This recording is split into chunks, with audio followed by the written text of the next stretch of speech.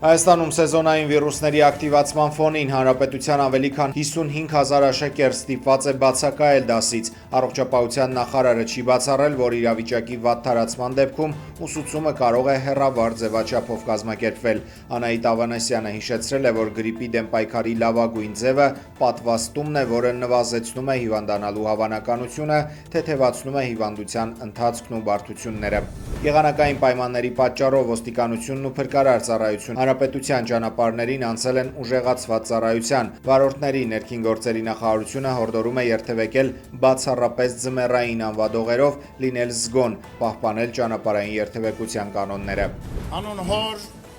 եւ Որդվո եւ Հոգուն Սրբո ամեն։ Ամենայն հայոց կաթողիկոսը հայրապետական մեկօրյա այցով մեկնել է Շվեյցարիա, ապա 2 օրով կլինի նաև Մարսելում, հայտնել է մայրաթոռը, չմանրամասնելով Գարեգին II այցի օրակարգն ու նպատակը։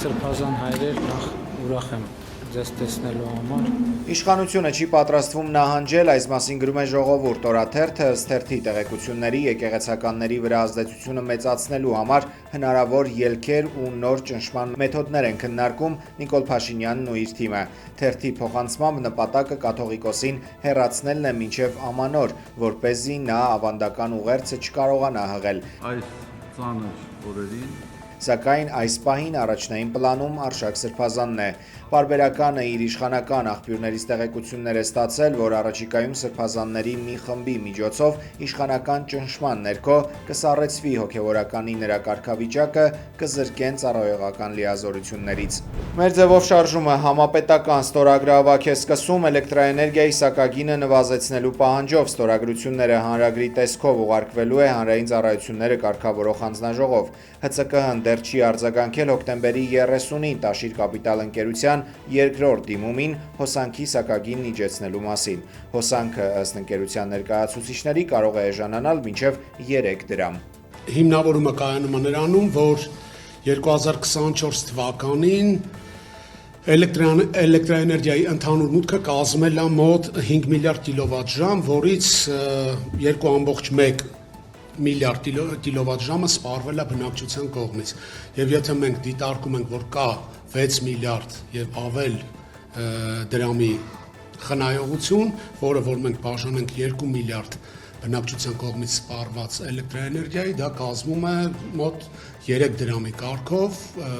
հանրային ծառայությունների կարգավորող հանձնաժողովը պետք է իջեցնի սակագինը։ Սա է մեր դիրքորոշումը։ Գյուղատնտեսական նոր ռեֆորմի առաջարկ է արել մեր ձևով շարժման համակարգող Նարեկ Կարապետյանը։ Նրա խոսքով վերջին 10 տարվա ընթացքում Հայաստանում գրեթե բոլոր ապրանքները թանկացել են, մինչդեռ գյուղացու հիմնական արտադրանքի կաթի գինը մնացել է անփոփոխ 120-ից 130 դրամ։ Սրա պատճառով գյուղացիները պակաս գնողունակ են դարձել, աղքատացել են։ Կարապետյանը առաջարկում է, որ պետությունը սուբսիդավորի կաթի գինը յուրաքանչյուր լիտրի համար ավելացնելով 40 դրամ։ 120-130 դրամ, երբ գյուղացին կաթը վաճառում է, նրա շահույթը ընդամենը 40-50 դրամ է, քանի որ խոտի գին այլ ծախսեր եւ աշխատանքի մեծ աշխատանքի արդյունք է, անասնապահությունը դժվար աշխատանք է։ Իսկ եթե պետությունը եւս 40 դրամ սուբսիդավորում է, նրա շահույթը գրեթե կրկնապատկվում է։ Այսինքն մենք ապահովելով 170, 160-ից 170 դրամ ստաբիլ կաթի գին անգամ մայիսին, հունիսին, հուլիսին, լավ սեզոնին կկարողանանք գյուղերին, գյուղատնտեսական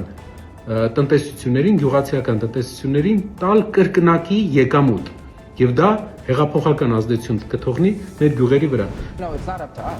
ԱՄՆ պետքարտուղար Մարկո Ռուբիոն մանրամասնել է, թե որն է ուկրաինական հակամարտության կարգավորման շուրջ ընթացող բանակցությունների ամենասուր անհամաձայնության առարկան։ Կողմերի միջև ընթացող բանավեճն այս պահին կենտրոնացած է կոնկրետ տարածքային խնդիրների վրա։ Դա վերաբերում է մոտավորապես 30-ից 50 կիլոմետր տարածությանը։ Բացի այդ, բանակցությունների առանցքային եւ վիճահարույց հարցը Դոնեցկի մարզի այն հատվածի ճակատագիրն է, որը դեռևս գտնվում է ուկրաինական կողմի վերահսկողության ներքո։ Խոսքը Դոնեցկի տարածքի մոտ 20%-ի մասին է, ասել է պետքարտուղարը։ Նա նաև շեշտել է, որ Ուկրաինայի անվերջ ֆինանսավորումը անիրատեսական է եւ տեղի չի ունենա։ Մոսկվայում տեղի ունեցած ռուս-ամերիկյան պատվիրակությունների մոտ 5 ժամ տևած հանդիպումից հետո Ռուսաստանի նախագահի օգնական Յուրի Ուշակովը հայտարարել է, որ բանակցություններն արդյունավետ են եղել։ Հնարավորություն ունեցանք մանրամասն քննարկել ուկրաինական ճգնաժամի երկարաժամկետ խաղաղ կարգավորման հասնելու համար հետագա համատեղ աշխատանքի հեռանկարները, ասել է նա։ Ավելի վաղ հայտարարվել էր, որ Մոսկվայում հանդիպումից հետո ամերիկյան բանագնացները եվրոպական երկրներից մեկում պետք է հանդիպեին Վլադիմիր Զելենսկու հետ, սակայն ուկրաինական կողմը չեղարկել է հանդիպումը։ Действительно, на почве реальности. Ռուսաստանի նախագահ Վլադիմիր Պուտինն անդրադարձել է Եվրոպայի դեմ պատերազմելու մասին լուրերին եւ հերքել տարածված տեղեկությունները։ Собираемся воевать с Европой. Մենք չենք պատրաստվում պատերազմել Եվրոպայի դեմ, ես այդ մասին արդեն 100-րդ անգամ եմ ասում, սակայն եթե հանկարծ Եվրոպան ցանկանա մեր դեմ պատերազմ սկսել, մենք պատրաստ ենք հենց հիմա, այստեղ ոչ մի կասկած չի կարող լինել։ Պուտինը նշել է, որ եթե ուկրաինական հակամարտության հարցում իրենք նրբանկատորեն են մոտենում, ապա Եվրոպայի դեմ պատերազմելիս լրիվ այլ կերպ է լինելու, որովհետև այդ պարագայում ոչ ոք չի լինի, որի հետ Ռուսաստանը կարող է բանակցել։ Так, чтобы, Չնայած բանակցություններին, Ռուսաստանի Տամբովի մարզում ուկրաինական անօդաչուները հարվածել են նավթամբարին, դեպքի հետևանքով խոշոր հրդեհ է բռնկվել։ Ռուսաստանի նախագահ Վլադիմիր Պուտինը հայտարարել է, որ եթե Կիևը շարունակի հարձակվել Սև ծովում գտնվող ռուսական տանկերների վրա, Մոսկվան կձեռնարկի պատասխան միջոցներ։ Նրա խոսքով ռուսական բանակը կարող է տալ արմատական այնպիսի պատասխան, որի արդյունքում Ուկրաինան ամբողջությամբ կկտրվի ծովից։ тезис нанесения России